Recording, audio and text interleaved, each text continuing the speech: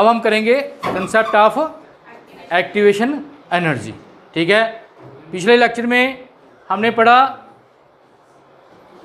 क्या पढ़ा? Collision theory.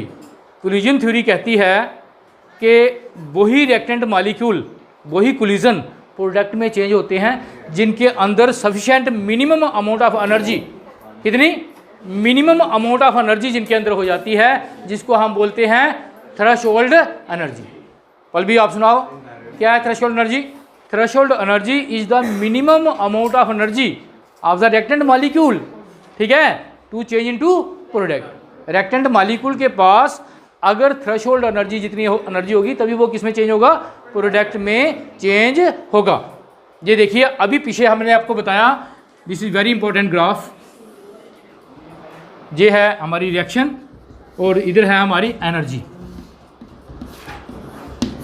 सुनो भाई, मैंने जो रिएक्टेंट लिए थे A plus B change into C plus D, reactant के पास इतनी एनर्जी है।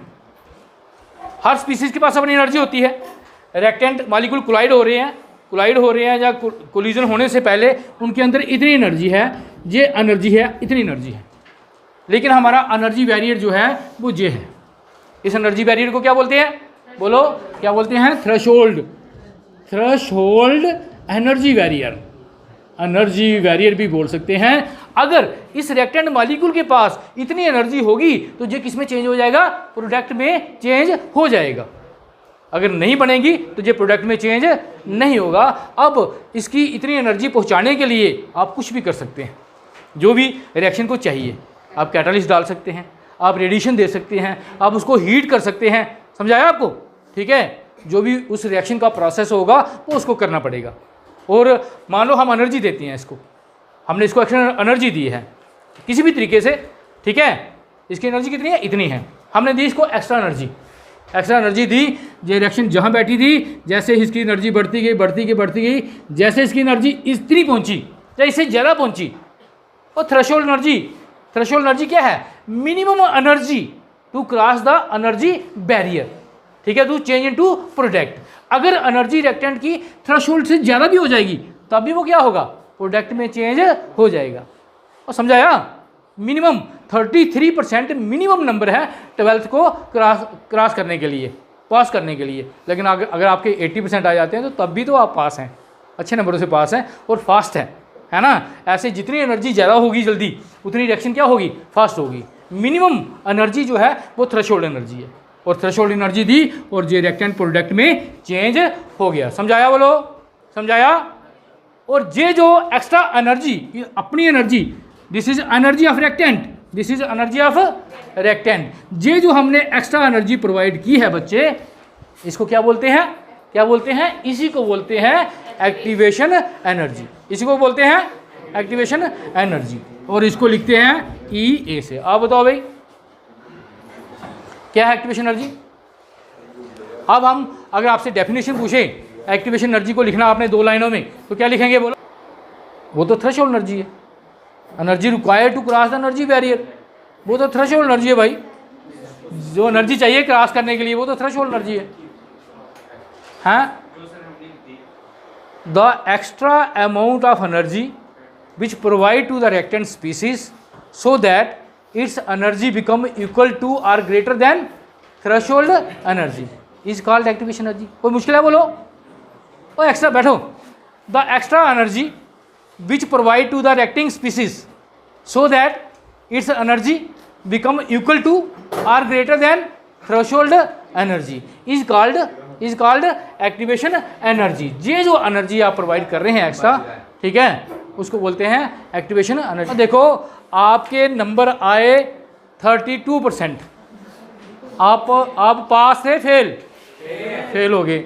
लेकिन वहाँ एक चीज़ बन गई, स्टैचू लग गया आपको, ठीक है, 2-4 नंबर का स्टैचू लग गया। वो स्टैचू जो लगा है वही हो गया एक्टिवेशन एनर्जी। समझाया? जहाँ ऐसे मान लो कि लॉन्ग जंप, हाई जंप की बात कर रहे थे, 4 फुट का हाई जंप था, एक बच्चा आया, उससे 3.5 लगा, वो प्रोडक्ट में चेंज नहीं हुआ क्योंकि एनर्जी कम थी उसके अंदर, ठीक है। कितना होता है? तो जितना भी है, सुनो। लेकिन फिर वो बाहर गया, पुखू की दुकान पे गया, वहाँ उसने बर्फ़ी खाई, चाय पी, दूध पिया, उसकी एनर्जी इंक्रीज़ हो गई, है ना। एनर्जी इंक्रीज हो गई और फिर उसने जंप लगाया, वो पास हो गया। तो यही है एक्स्ट्रा एनर्जी। देखो अगर हम बीमार हो जाते हैं, शरीर में एनर्जी कम हो जाती है, डॉक्टर क्या करते हैं, जड़ से ग्लूकोज लगाते हैं, तुरंत एनर्जीदायक। ग्लूकोज एक ऐसी चीज़ है जो हमें डायरेक्ट एनर्जी देता है ना, तो एनर्जी हमारी इंक्रीज हो जाती है और हम थोड़े ठीक हो जाते हैं, है ना। तो यही है activation energy, the extra energy. जब कोई रिएक्शन हो रही है तो रिएक्टेंट जो है प्रोडक्ट में चेंज नहीं होता, कब तक, जब तक कि इसकी एनर्जी कितनी हो जाए, थ्रेशोल्ड एनर्जी के बराबर ना हो जाए। लेकिन थ्रेशोल्ड एनर्जी से अगर कम है तो उसको एक्स्ट्रा एनर्जी दी जाती है और उसको बोलते हैं एक्टिवेशन एनर्जी। तो देखिए हम निकालेंगे मैथमेटिकली एक्टिवेशन एनर्जी निकालेंगे, सुनो भाई। Threshold energy is equal to पहले किसको लिखेंगे, एनर्जी ऑफ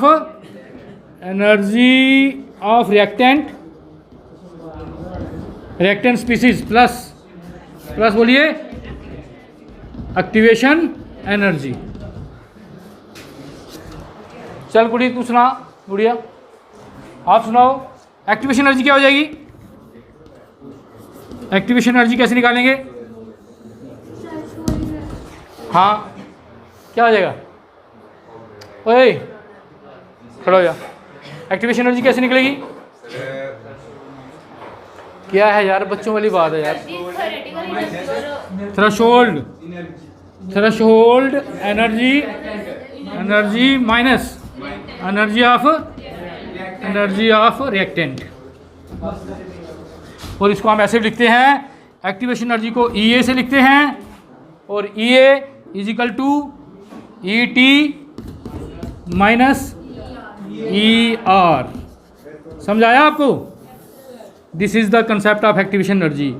अब कोई पूछिए आपसे सबसे ज़्यादा एनर्जी कौन सी होती है, सबसे ज़्यादा वैल्यू यहाँ किसकी होगी, एक्टिवेशन की या थ्रेशोल्ड की या एनर्जी ऑफ रिएक्टेंट की। थ्रेशोल्ड एनर्जी सबसे ज़्यादा है बच्चे, ठीक है।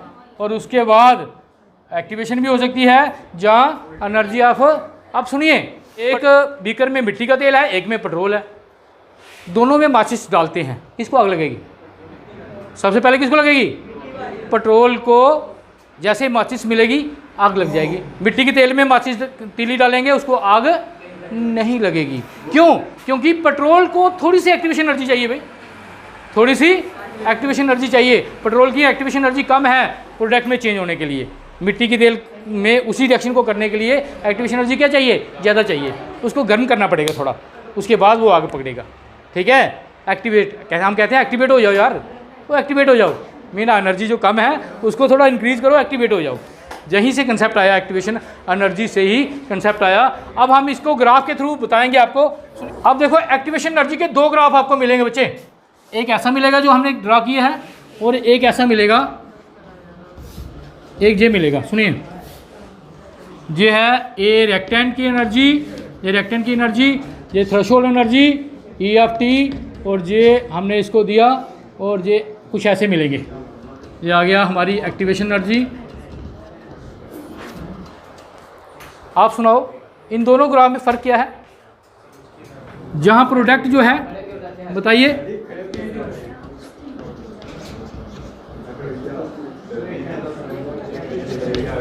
इन दोनों ग्राफ में बच्चे फ़र्क क्या है। इसमें जो रिएक्टेंट है, रिएक्टेंट से प्रोडक्ट बना है, आप बताइए प्रोडक्ट की एनर्जी ज़्यादा है या रिएक्टेंट की एनर्जी ज़्यादा है। जे एनर्जी नीचे की तरफ ज़्यादा होती है कम होती है, कम होती है। प्रोडक्ट की एनर्जी कम है, रिएक्टेंट की एनर्जी क्या है, ज़्यादा है।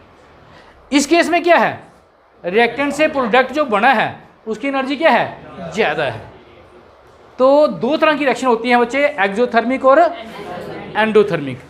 एक्सोथर्मिक में हीट इवॉल्व्ड होती है और एंडोथर्मिक में हीट क्या होती है, एब्जॉर्ब्ड होती है, एब्जॉर्ब। एक्सोथर्मिक रिएक्शन जब होती है, रिएक्टेंट प्रोडक्ट में चेंज होता है, एक्सोथर्मिक हीट बाहर निकली या अंदर आई, तो एक्सोथर्मिक हीट इवॉल्व्ड, तो प्रोडक्ट की हीट क्या हो गई, कम हो गई। और लकड़ी थी, लकड़ी के अंदर एनर्जी थी, हमने इसको जला दिया, अब राख बन गई, एनर्जी उसकी सारी बाहर निकल गई, राख बन गया प्रोडक्ट। राख के अंदर एनर्जी ज़्यादा कम है, कम है, तो वो ये है बच्चे।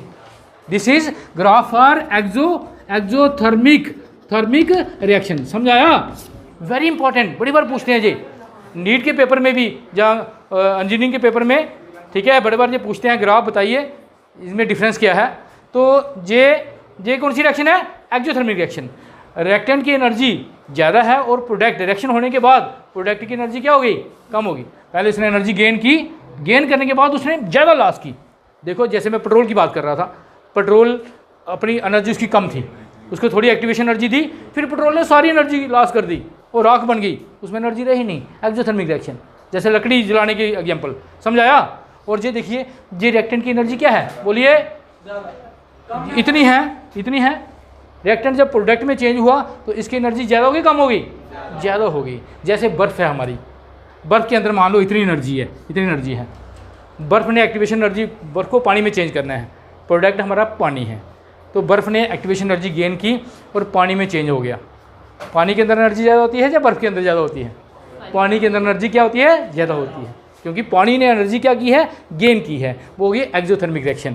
ठीक है, वो ग्राफ जी आएगा। बड़े बार एक कॉमन क्वेश्चन पूछा जाता है कि बर्फ़ के अंदर या पानी के अंदर, जहाँ गैस के अंदर बर्फ़ से जो वेपर्स बने हैं, इसके अंदर एनर्जी ज़्यादा होगी।